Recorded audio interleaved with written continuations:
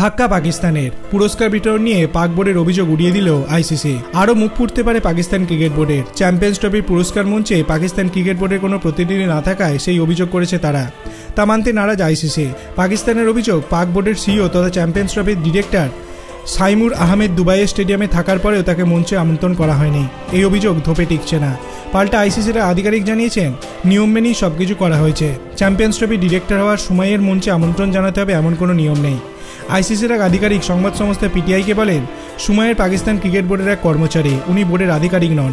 খোঁজ নিয়ে দেখতে পারেন কোনো প্রতিযোগিতার ডিরেক্টর পুরস্কার মঞ্চে থেকেছে।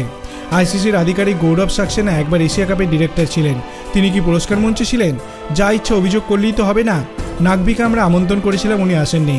পাকিস্তান চ্যাম্পিয়ন্স ট্রফির আয়োজক দেশ, নিয়ম অনুযায়ী মঞ্চে থাকা উচিত ছিল পাকিস্তান ক্রিকেট বোর্ডের কর্তার।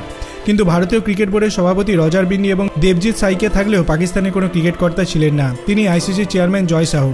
অর্থাৎ মঞ্চে 3 অতিথি ছিলেন ভারতীয়। তারাই ক্রিকেটের মেডেল ও ব্লেজার পরিয়ে দেন। রোহিত শর্মার হাতে ট্রফি তুলে দেন শাহ। এই ঘটনার পরেই শুরু হয় বিতর্ক। কেন পাকিস্তান ক্রিকেট বোর্ডের কোনো প্রতিনিধিকে ডাকা হয়নি? আইসিসির কাছ থেকে তার জবাব চায় পাক বোর্ড।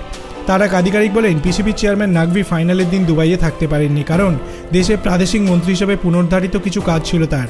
তবে সিইউকে পাঠানো হয়েছিল দুবাই, কিন্তু তাকে মঞ্চে ডাকা হয়নি। আপনার কি মনে হয় এই ঘটনাতেই কতটা যুক্তিসঙ্গত? সেটি আপনি ভিডিও কমেন্ট সেকশনে জানাতে পারেন। ভিডিওটি ভালো লাগলে লাইক করবেন, চ্যানেলটিকে সাবস্ক্রাইব করতে ভুলবেন না। ধন্যবাদ।